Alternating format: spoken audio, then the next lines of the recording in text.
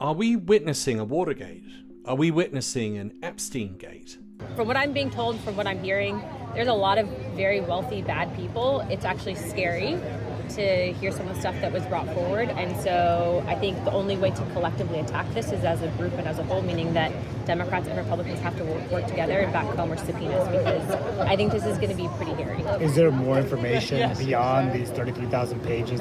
Well, there's going to be names. The attorneys kept emphasizing you need to follow up on the names. These girls are not just making this up. These are some of the wealthiest people probably in the world. That was Republican Congresswoman Paulina Luna talking about her experience of talking to Epstein victims today inside Congress. That's right, Congress has reconvened and they're talking about the Epstein files, and it's not looking good for Donald Trump. So in this video, we're going to be covering what some of the Congress people said today, as well as the damning conclusions and allegations that they made. And we need to prove to young women in this country, to our daughters and to our granddaughters, that we will not let the government of the United States of America, what is supposed to be a free country, a country that believes in law and order and justice and accountability, protect the most powerful people, not only in our country, but who knows, from across the world. I wonder which powerful foreigner they could be talking about.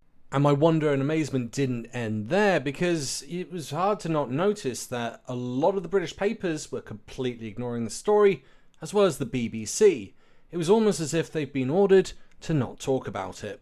Despite the fact there are Republican congresspeople blaming Trump and accusing Trump of being part of the cover-up. And you know, as a woman myself, as a mother of two daughters, I can't imagine any young girl or any young woman being victimized and having the government and different people in power and basically a cabal of powerful, rich people, as well as the government, cover this up and not prosecute these monsters. And so, yes, I'll probably sign the discharge petition and I'll probably vote for it. That was Congresswoman Marjorie Taylor Greene, and she's not anyone. She is a massive MAGA supporter, or at least she was, until Epstein came into the equation. And she is now demanding that Trump release all files. That what we heard today is a cover-up.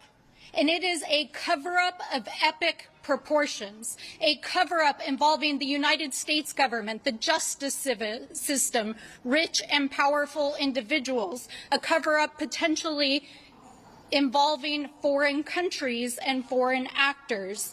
And yes, here today in this House, as our colleagues are up in the House chamber in the Rules Committee, a cover-up by the Republicans in this chamber. Because as you will find out in the coming days and weeks, this goes all the way to the top. So let's be clear about that.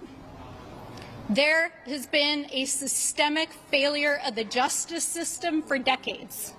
A systemic failure to hold people who are powerful and have money to account, and that has allowed not just hundreds but potentially thousands of women, not only in the United States but around the world, to be bought, sold, and trafficked for sex, not only by Jeffrey Epstein but by his associates and his rich and powerful friends.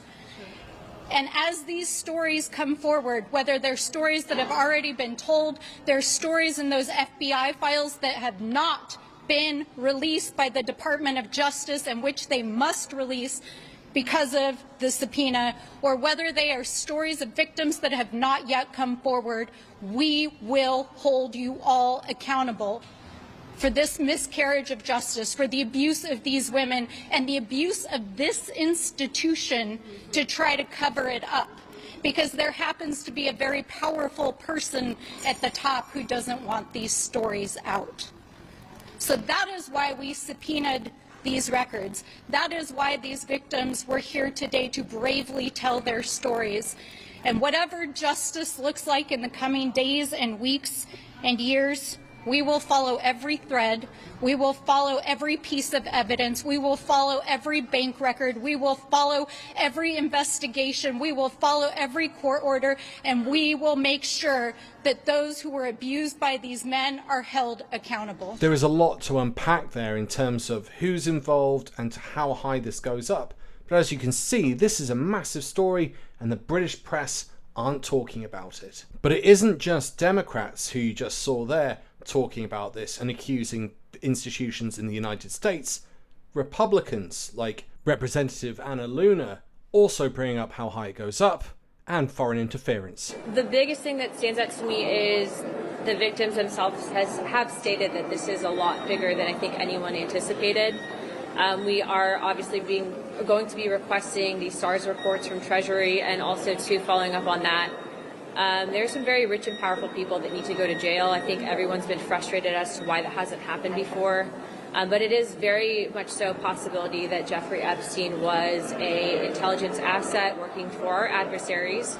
And again, a lot to unpack. And a lot of it becomes quite conspiratorial. But is it?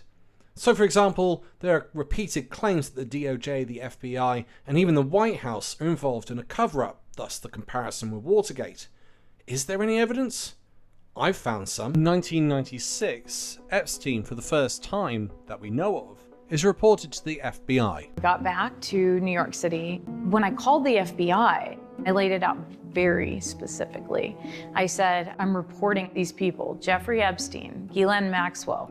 I told them everything. And I could tell that he believed me. So I really had believed that he was going to take care of this. And then we just actually did not hear back. A year after Maria Farmer's report, model Alicia Arden also reported Epstein, but this time it was to Santa Monica PD. I drove to the Santa Monica Police Department to file a police report. I don't remember him ever being investigated. No one called me. He didn't get in trouble over it. It was like nothing really ever happened. And we're not even beginning to touch the surface on how weird this gets, because Maria Farmer gets a phone call from Ghislaine Maxwell when she returns to New York. And then I found out that they knew that I'd reported them to the FBI. How do you do that? That is a significant amount of power, and we have to ask the question, who in the FBI contacted Maxwell? It doesn't end there, because there's a claim that Epstein worked for the Department of Justice. He was picked up by Hoffenberg, where Epstein got caught up in a significant Ponzi scheme, and he got away with it. Jeffrey Epstein told me he was a cooperating witness for the United States Department of Justice in the past, and he had traction with them. You heard right. He was a cooperating witness with the DOJ, and we start to see this pattern over and over again. A layer of protection. And there's more. There's Alex Acosta. Now, interestingly, Congress have actually pulled him in to be interviewed about his links with Epstein and why Acosta gave Epstein probably one of the sweetest prison deals in US history. Confirmation hearing on the nomination of Alexander Acosta. I'd like to ask you about this. Federal prosecutors detailed their findings in an 82-page prosecution memo and a 53-page indictment, but Epstein was never indicted. And then there's a quote, this agreement, the agreement you described, will not be made part of any public record, the deal between Epstein and Acosta says. At the end of the day, based on the evidence, professionals within a prosecutor's office decide that a plea that guarantees that someone goes to jail and that guarantees other outcomes is a good thing. And so, was that a consensus decision in your office? It was a broadly held decision. It was a secret deal, as we now know. I thought the outrageous nature of the allegations might lead to a vote against him. I, Alexander Acosta, do solemnly swear. I want to thank President Trump, Vice President Pence, and the members of the Senate. Congress have now decided to subpoena Acosta to turn up in front of them along with a lot of Democrats. There's still one person missing. Just give a quick update. I think everyone knows who all we've subpoenaed thus far. In the initial batch, we subpoenaed 6 former attorneys general, as well as Bill Clinton and Hillary Clinton. We've expanded that to Alex Acosta. Acosta's coming in, I believe, September the 19th, 16th or 19th. We've got that date down. Bring in more people. We learned of some additional names today. We're going to do everything we can to give the American public the transparency they seek. Yes, that's right. They're not going to be calling in Donald Trump, despite the fact there is overwhelming evidence that he and Epstein have been linked together for decades. as well as the fact they were taken to court not once but twice in the United States, although the case collapsed. That's pretty damning. Or the fact that he used Epstein's plane. Or there's a lady by the name of Katie Johnson who came out quite a few times claiming that Donald Trump and her had been at a party. Or the fact that he wished Maxwell well after she'd been convicted. I've met her numerous times over the years, especially since I lived in Palm Beach, and I guess they lived in Palm Beach. But I wish her well. Or that Elon Musk was clearly informed by someone in government that Donald Trump was in the Epstein files. I don't know about you, but I'm unaware of anyone having that substantial amount of evidence put against them, and yet they're not being called into question in Congress. For me, and hearing all these Congress people talk about Epstein, Trump, the DOJ, the FBI, the cover-up, and that Epstein may well have been a foreign agent is wild. And with Trump, either he's involved or he attempted to cover it up. Either way, there's a good chance he's going to get impeached, just like Richard Nixon. And in all of my years of public life, I have never obstructed justice. And I think, too, that I can say that in my years of public life, that I welcome this kind of examination, because people have got to know whether or not their president's a crook. Well, I'm not a crook. I've earned everything I've got. Let me know your thoughts in the comments. Is Donald Trump part of the Epstein files, or is he just trying to cover it up? And if you enjoyed today's video, please hit that like and subscribe button. It's free and helps the channel and the video grow. Once again, I'd like to say a big thank you to all of my Patreon and YouTube subscribers. Welcome to the newbies. And if you'd like to become one, there's a link in the description.